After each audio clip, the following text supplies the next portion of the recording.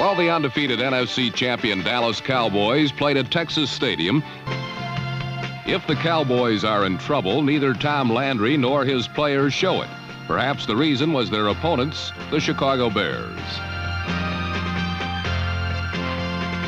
For 2 decades, Chicago quarterbacks had been nothing more than glorified head waiters, dishing off menus to running backs, Willie Gallimore, Gale Sayers, and number 34, Walter Payton. Against the Doomsday defense, wonderful Walter exploded for 134 yards on 22 carries. Since Payton handles the ball 65% of the time, many suggest matters would be simplified if he stood under center and let the offense go from there. Critics say Vince Evans, number 8, is just another short Southern Cal quarterback with little touch or feel for the game. Evans, caught in the Bears' revolving door quarterback situation, was sacked 5 times by the blitzing Cowboys.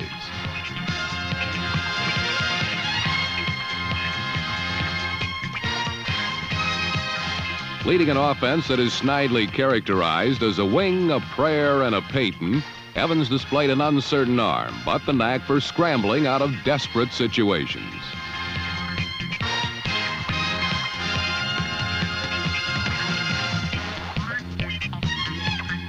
Evans' ability to run accounted for the Bears' first touchdown on a quarterback draw. Chicago sought revenge for the 37-7 pasting Dallas handed them in the playoffs 2 years ago. They knew the Cowboys were treating them lightly, and victory number 3 became a distinct possibility.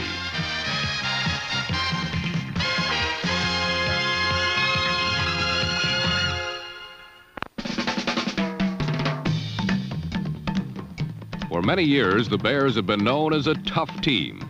This was really a euphemism for being able to take a lot of punishment, much like former heavyweight boxer George Chuvalo. Things have changed, for when the Bears met the Cowboys, they stood as the top-ranked defense in the NFL.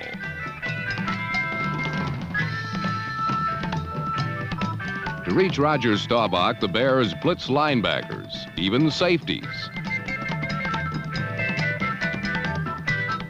This strategy often rattles young quarterbacks, but usually backfires against seasoned ones. Staubach defeated the blitz with a perfect 42-yard scoring pass to number 80, Tony Hill. It was a brilliant start on a day that would see the 37-year-old veteran throw for over 200 yards and 3 touchdowns. In their first 2 games, the Cowboys were betrayed by an inability to run the football. All this seems solved by the return of Tony Dorsett, number 33.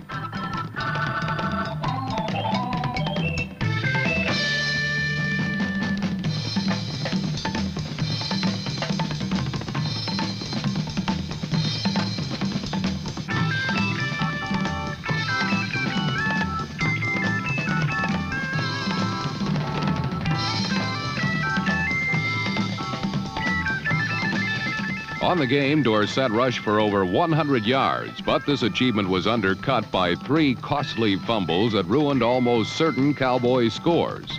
Turnovers are often a byproduct of the staggering numbers of plays and flim-flams the Cowboys employ. They are often criticized for experimenting like a dilettante, when in fact they could stop opponents like a street gang. Leading 10-7 at the start of the second half, the Cowboys tried to step on the Bears quickly.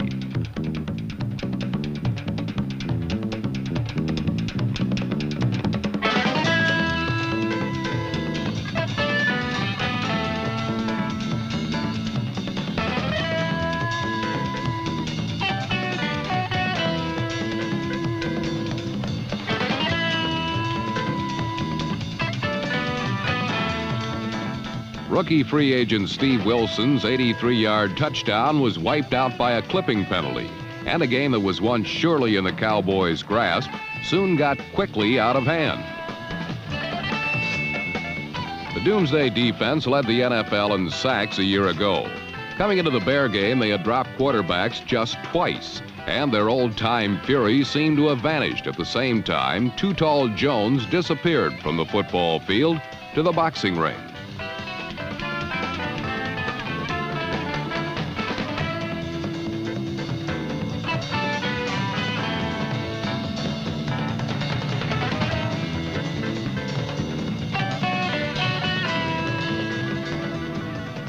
counter Vince Evans' facility for moving in and out of the pocket, the Cowboys opted to blitz on sure passing downs.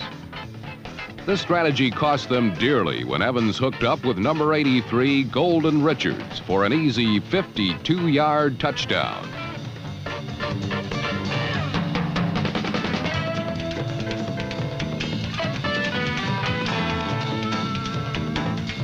The Bears missed the extra point and led 13-10 in the third quarter.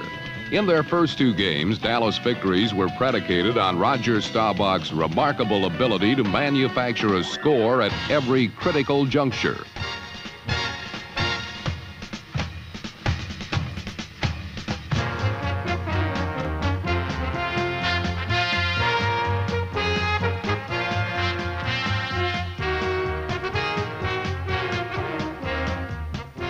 The Cowboys' wellspring of plays is almost bottomless, but near the goal line, the tried and true method is to get the ball to tight end Billy Joe Dupree, number 89.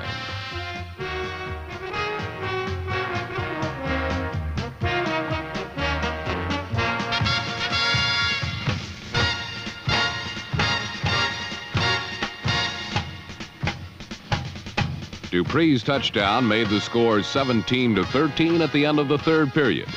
By this time, the Cowboys had all but taken Walter Payton out of the game. So for the Bears to win, Vince Evans would have to produce a score in the clutch. The Cowboys' conventional coverages had all but shut out Evans. But on this Sunday, they appeared to have a death wish on defense. And just as they had done on Golden Richards' touchdown, they blitzed, which left single coverage on the Bears' most dangerous receiver. James Scott, number 89, beat Aaron Kyle to the ball in the end zone for a 64-yard touchdown as Chicago regained the lead over Dallas 20-17 in the last quarter. Vince Evans had completed 5 of 16 passes for 118 yards, 116 of them coming on the 2 blitz beaters to Richards and Scott. For the third time in 3 weeks, the Cowboys would try to pull out a victory in the final minutes. It is at this moment in a football game that the value of Preston Pearson, number 26, cannot be overestimated.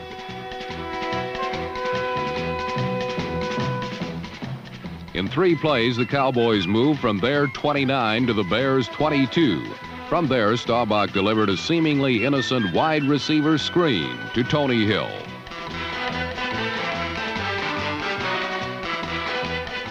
Hill's 22-yard scamper returned the lead to Dallas 24-20 and is worth reviewing for 3 reasons. Number 1, the play selection was immensely resourceful. Number 2, a hole open due to number 67 Pat Donovan's block on number 24 Virgil Livers. Number 3, the running ability of Tony Hill along such a narrow corridor. With less than 2 minutes to play, the Bears had to travel 80 yards for a touchdown, since an earlier extra point canceled their chance for a tying field goal.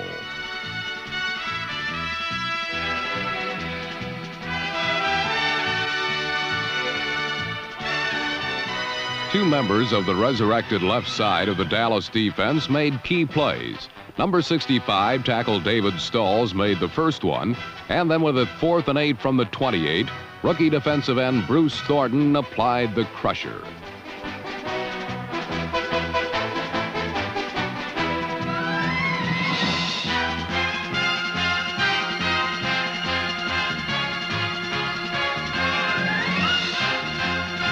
Thornton, number 77, reminds Dallas people of another raw rookie who stormed out of East Texas State 7 years ago to eat up quarterbacks. His name was Harvey Martin, and he bloomed from a situation specialist into an all-pro.